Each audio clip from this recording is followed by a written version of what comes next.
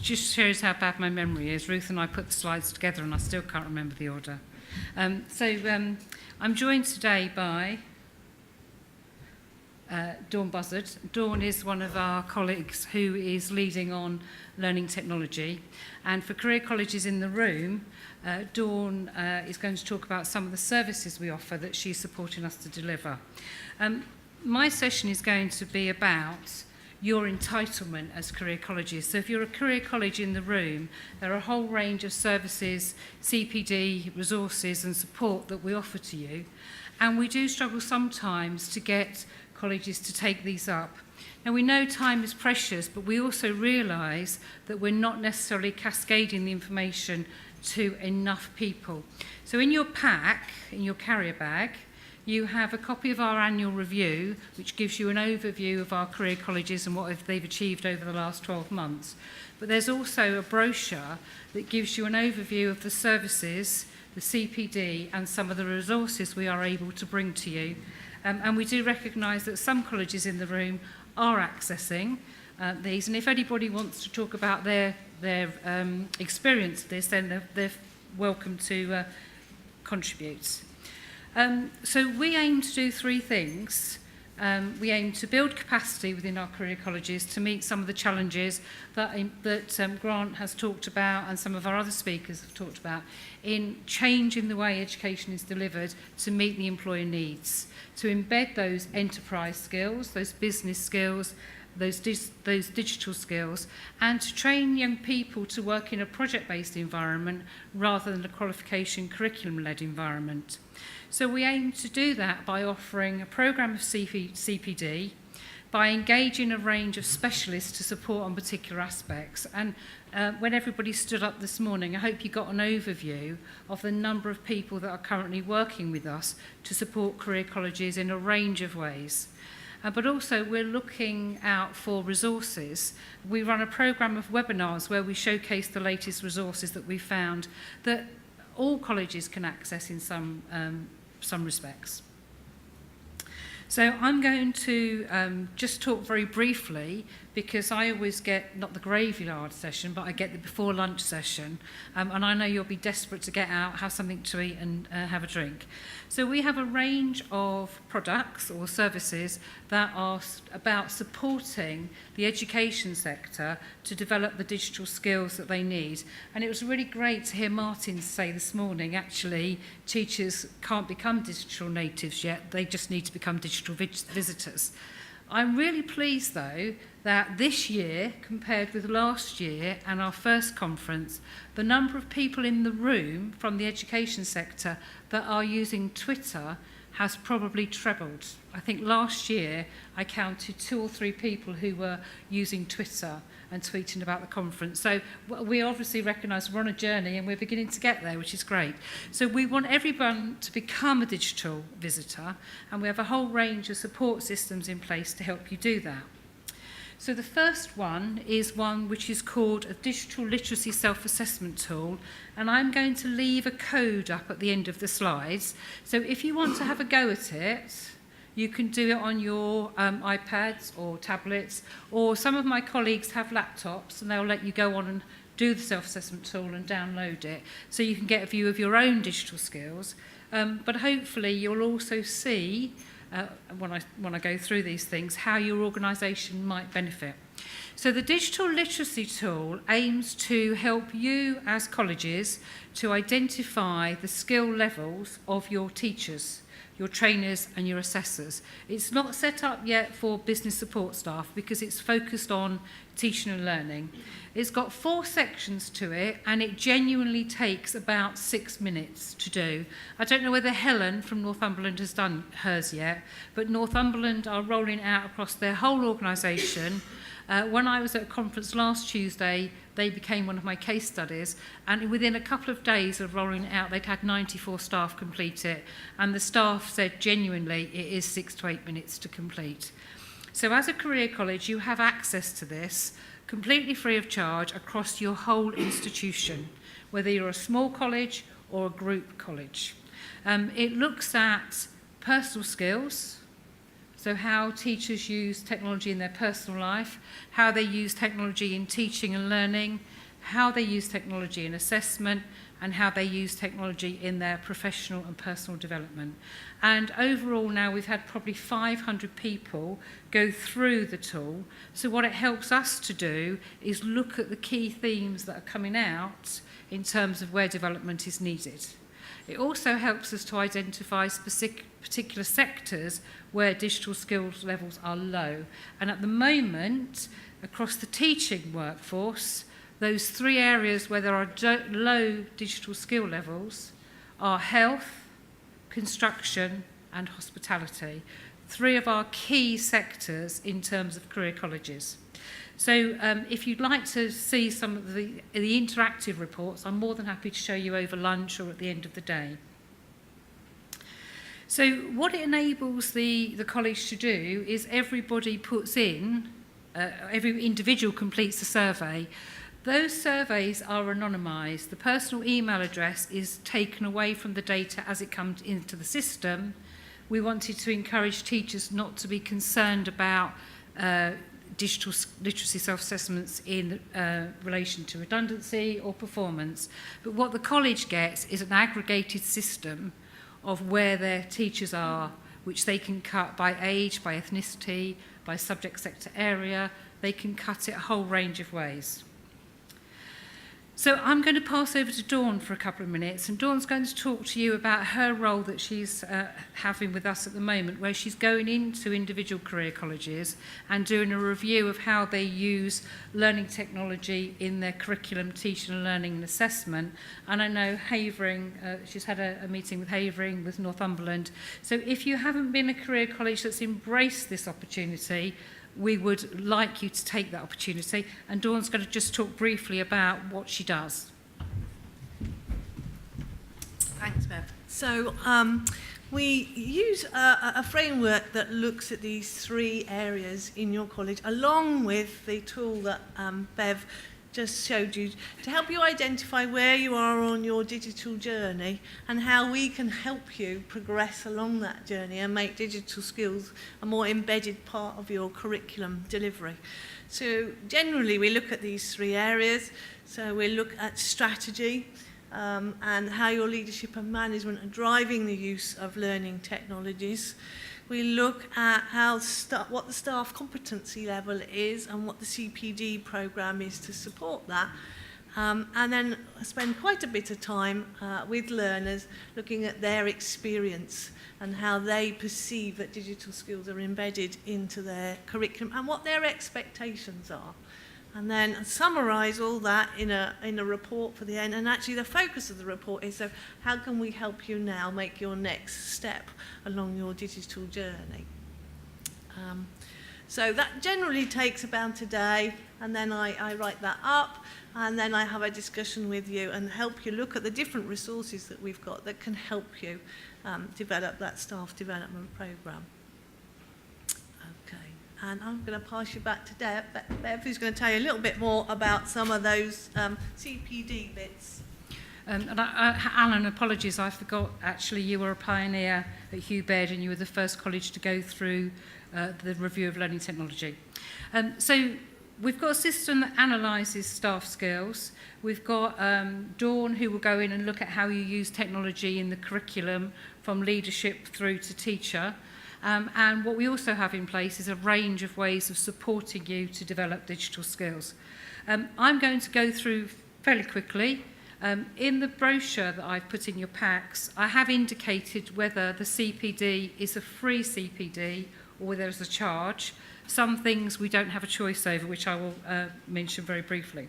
So last November, the Career College Trust submitted a bid to the Education and Training Foundation, which we secured, and we were funded and commissioned to develop 4 online digital bite-sized courses. Each one is 5 guided learning hours, and they were social media, video learning, using meeting technology, and assessment using technology. We don't have a control over the fees. ETF charge £100 for that 5 guided learning hour course. I know from talking to the 100 or so people who went through those courses within the 2-month period of our initial contract that they have had impact on their teaching and learning already. Again, talking to Andrew, who's head of IT at Northumberland, he can see how teachers have began to change the way they're delivering. And in our brochure, there are a couple of quotes that you can have a look at. Staff at Harrow, I know you went through that, the programme as well. So I would ask you to consider having a look at them. As I say, we can't flex or discount the price.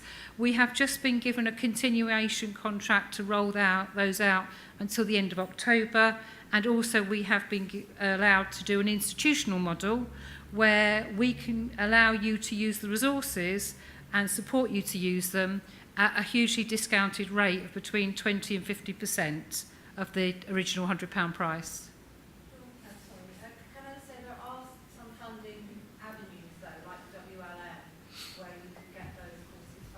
Yeah, so it's a really good point, Julia. So Education Training Foundation also have a bursary scheme, and they give four organisations funding for bursaries. There's WLN, NatSpec, and 2 others that I can't remember off the top of my head. But you can also apply directly to ETF through their website for a bursary to take some of these programmes.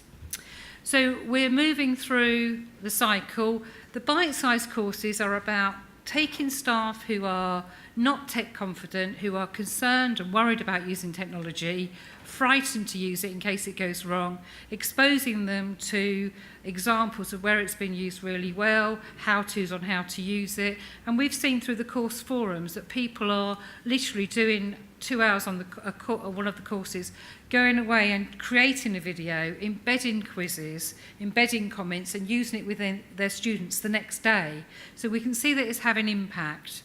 But another project that we've worked on and we now own, and we are now in our own right, an NCFE centre to deliver qualifications, is the Technology-Enabled Educator programme. We call it Digital Champions because this programme is a 92 guided out learning hour, level 4 programme that is about developing the teacher skills to use technology. It has 4 elements: understand why, so it looks at the employer need for technology, it looks at why the learners need to use technology and build their digital capability. It looks at developing a toolkit of apps to use, and then it actually gets the teacher to turn that into practice. So to plan teaching using online resources or apps or software, and then deliver and evaluate the teaching. Everything's in the pack. We give each career college 1 funded place on the Technology-Enabled Educator programme. Colleges can also access more places, and we give discounts for groups and discounts for career colleges. I'm going to pass back to Dawn because the next programme is our Digital Leadership programme, which Dawn is working on at the moment. Thank you, Bev. Just before we move on to the Digital Leadership programme, where we've done the Tech-Enabled Educators, the Digital Champions, because we now have in some of the career colleges Digital Champions, and they're really having an impact. And I was at BMET a few months ago, very lucky enough to see some student projects, and they'd worked with one of the Digital Champions, and they really had embedded digital approaches throughout their project. And actually our conversation wasn't around digital, it was around the projects. But as they talked to me about their projects, they showed me their video and their animation.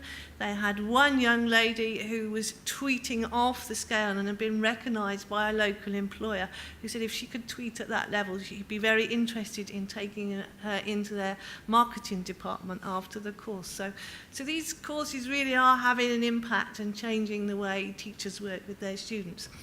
The Digital Leadership course is a course that grew out of a piece of research that career colleges were involved in with the Education and Training Foundation.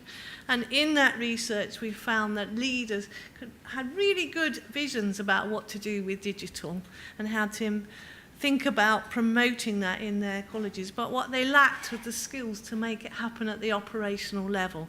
So this course very much focuses around helping leaders translate that vision into something on the ground, how to build CPD, how to look at strategy, and how to underpin it. But we start leaders off with a an approach that we call Change Me, Change My Colleagues, Change My Institution. So just like the Tech-Enabled Educator or Digital Champions course, we start by looking at the skills of the individual and building those and encouraging them to use those skills with their immediate colleagues in a safe environment, and then to widen that out to their institution. And so I did a little bit of work at the Women's Leadership Network on this, and we trialled some of the resources, and two people went away from that to set up their own personal training network with their immediate colleagues as a start on the process, so, which was very encouraging. Okay, so I'll pass you back to Bev. So we've talked about developing the digital skills of teachers and leaders and managers, but as I mentioned at the beginning, we also offer a range of other CPD, but linked specifically into the Career College concept. So we have two programmes that we have run previously as face-to-face delivery, but we recognise having career colleges from Northumberland to Yeovil doesn't make it easy to bring people together to do training. So our trainers, who are experts in the field, have developed online programmes, one around project-based learning and the other around embedding enterprise. So the embedding enterprise will be 4 modules. 2 are written and available now, 2 are coming in September, and they help the teacher to understand the need to develop enterprise. And what we're trying to do is get our teachers to see enterprise as an integral part of teaching and learning, not a project that the students do for an end-of-term event or a Christmas fair, but they can see the opportunities in their natural curriculum. And project-based learning, many people in the room may have been through the project-based learning training. We've actually now got 2 modules online. One is fundamentals of project-based learning, and the other one is involving employers in project-based learning. Now, all of the programs that we've talked about are online programs, and that is deliberate. It's because we find it difficult to bring people together, but we also believe that the best way to build teachers' confidence to use technology is for them to feel what it's like and experience what it's like to use technology as a learner. They're all supported with online tutorials, and there are assignments in the loosest sense around project-based learning and embedding enterprise, but those assignments are actually practical activities that they will then take and use in their teaching, and the assessment and marking of it is really constructive feedback to help them develop those skills. So I want to swiftly move on to some of the resources that we have access to and that we've showcased. In the break, if you talk to Richie, will you wave? Richie joined one of our webinars about the Accenture digital, and Sue did as well actually, didn't you, Sue? About the Accenture employability and digital business skills resources. And I know Richie's mentioned to Claire how good the webinar was and how good the resources are. So do talk to Richie and Sue. I've jumped ahead, sorry, it's Dawn, you should be talking to you. So one of the things that we found that many of our career colleges don't realise is that we as a trust are a member of the Blended Learning Consortium. So we have access to thousands of hours of online resources which you can use within your career college, within a Canvas environment which you can have access to free of charge through the trust. So Dawn's going to briefly talk about Blended Learning Consortium, and then I'm going to talk about Accenture and a couple of other resources. Okay, so the Blended Learning Consortium is headed up by Heart of Worcestershire College, and they've brought together 90 colleges and other organisations like the Career College to contribute a small sum of money to a pot that they then invest in developing a range of online resources for teaching and learning. This is the Year 1 resources, and we'll be beginning to upload these onto the Career College portal. But if anybody is desperate for some of them promptly, if you want to try and talk to me at lunchtime, I'll see what I can do about getting them to you. We'll be uploading them between sort of now and October, and we'll be prioritising those areas that cover the curriculum that you and your career colleges all teach on, and then we'll build in the more central resources that come along afterwards.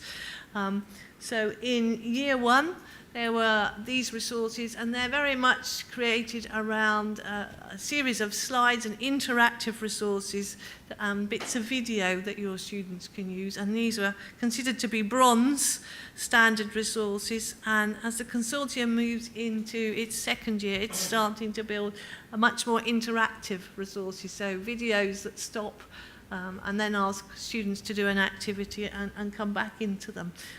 So some of the resources are very, very exciting, particularly in year two, and some of them the career colleges has contributed to around the development of some of the maths resources. So these are the year two resources.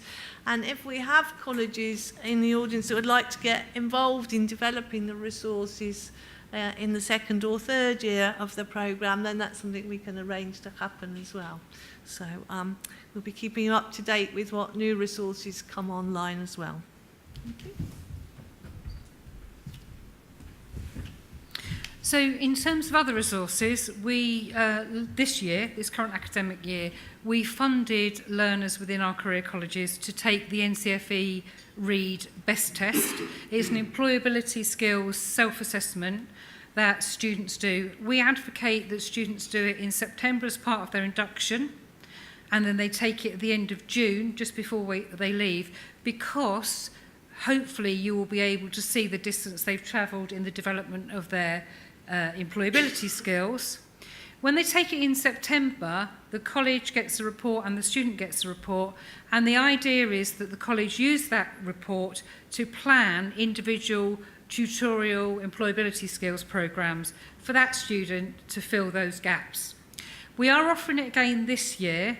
Because it has a cost for us, we are asking colleges to commit whether they want us to fund their students or not, and to give us the details. And for the first time ever, if a college says we want 50 of these, and we pay for 50 of them, if they don't take them up, we will be passing the charge on.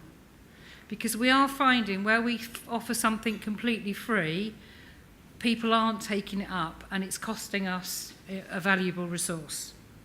But this is the only time that we've ever done this. So the idea is you assess where they are in terms of their employability skills, but we've also been working with Accenture, a large multinational global company, and their corporate citizenship programme have created, in my view, and I think others will, Asfa, I know you're familiar with them, will, I think, agree that they are really good resources to use in FE. They're targeted at 15 to 24-year-olds, and they are around developing their employability skills. They are offered completely free of charge to colleges, and we have an understanding with them that their business partner, East London Business something, I can't remember what the A stands for in Elba, will come in to our career colleges and will deliver face-to-face sessions along with these online resources. So if you weren't able to attend our webinar, if you let me know, I can send you a link to the webinar recording so you can see firsthand what the resources are. They also have a digital skills programme. So they have two digital skills programs around marketing and social media. They're actually hosted on FutureLearn. And again, they are primarily for student use, aged 15 to 24. But I'm sure if you talk to them, they would let some of your staff go through those programs. Because I think, Sue, you asked that question at the webinar, didn't you? Because some of the digital skills program would actually be good at getting staff to understand how to use social media in a marketing context. So if you do want to try the tool, there's the link. I'm going to leave this on the screen over lunch. We will send the slides out. I've set up a specific analysis tool for the conference. So if you want to go online and contribute, in a week's time, I will pull off the reports for this group of people, and you will see where your aggregated skills level are. Just two things quickly to add that I forgot to mention. The digital literacy has a digital leader tool and a digital literacy tool, which is for teachers. And we are having some development done over the summer so that if a college takes the assessment in September and then again in June next year after trying some of the CPD, it will be able to measure the distance travelled for each individual and for the whole organisation and for the department. So I will leave it there and back to Roger. Thank you, Roger.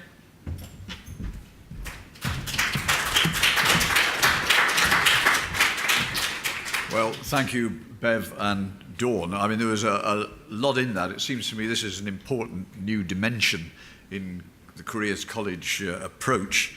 And there was a lot in that, but you've got material, and Bev and Dawn and others will be glad to take your questions over the lunch break and provide further information.